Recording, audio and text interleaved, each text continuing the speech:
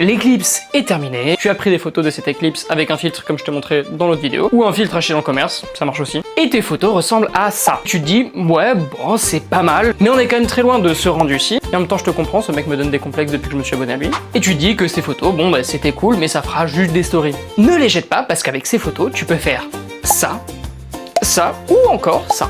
Et de façon très simple. Parce que oui, ces photos, elles ont été composées à partir de plusieurs photos. Et vu que tu as été intelligent, tu as pris des clean plates avant le début de l'éclipse pour pouvoir composer ce genre d'image. Avant qu'on aille plus loin, n'hésitez pas à liker, vous abonner et à me mettre en commentaire si vous êtes content des photos que vous avez prises de l'éclipse. Alors évidemment, vous voyez qu'ici, avec le matériel que j'avais, la qualité est pas non plus incroyable. Mais j'ai voulu faire assez simple pour que ce soit déjà plus simple pour moi et aussi plus simple pour vous. Ce qu'on va faire, c'est qu'on va utiliser les photos de l'éclipse en transparence par-dessus. Petite subtilité, j'ai un peu joué avec les contrastes juste avant pour que le noir autour de l'éclipse soit vraiment noir. Au moment de l'éclipse, on est censé avoir moins de lumière qui arrive. Parce qu'une éclipse produit moins de lumière qu'un soleil entier, c'est logique. Donc, quand on va appliquer un calque au-dessus de notre clean plate avec cette éclipse et qu'on va jouer avec la transparence, ça va nous permettre d'assombrir un petit peu la photo. Ce qui est bien avec cette technique, c'est que c'est pas de la triche. La composition fait partie de la photo. C'est un rendu qui ne sera pas possible à avoir avec le matériel que j'ai utilisé par exemple. Et si vous avez été encore plus smart, vous pouvez faire du coup la troisième photo. C'est le même principe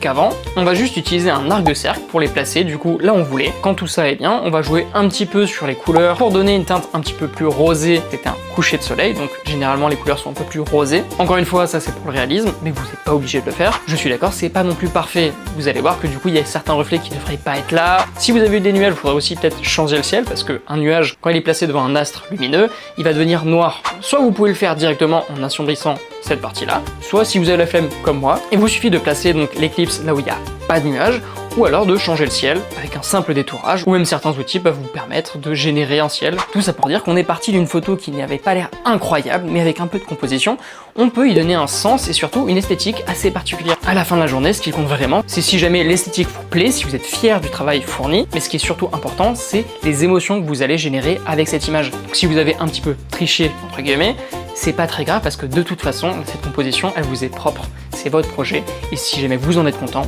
c'est tout ce qui compte. Si cette vidéo vous a plu, n'hésitez pas à liker, vous abonner et à me dire en commentaire s'il y a d'autres sujets que vous voulez voir. Et sur ce, bonne journée.